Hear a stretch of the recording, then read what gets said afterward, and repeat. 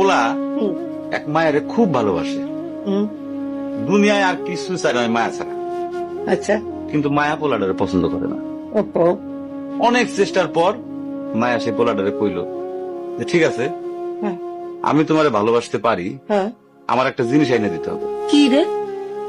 পোলাটা তখন কইল যে তোমারে পাওয়ার লিগা আমি দুনিয়ার যে কোনো জায়গা থেকে যে কোনো জিনিস এনে দিতে পারি। হ্যাঁ হ্যাঁ মায়েরা তখন কইল তুমি তোমার মায়ের কইলজাটা আমার আইনা কি ক- কি ক- কি কি কি- শুনোই না। কি গল্প শোনালি দিদু?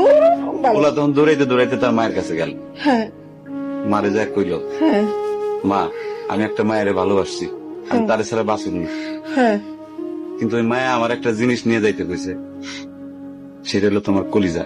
তুমি যদি তোমার কলিজাটা আমারে দাও, ওই মায়াটা কলিজাটা পাইলে আমার ভালোবাসবে। মা তখন কইল তুই আমার একমাত্র বুকের ধন, তোর সুখের জন্য আমি সবকিছু করতে পারবো।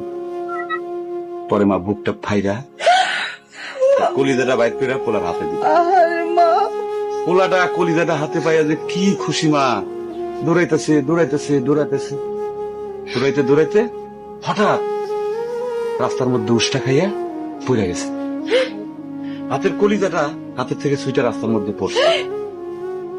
তখন মায়ের কলিজাটা কইতাছে ব্যথা পাইছো বাজান?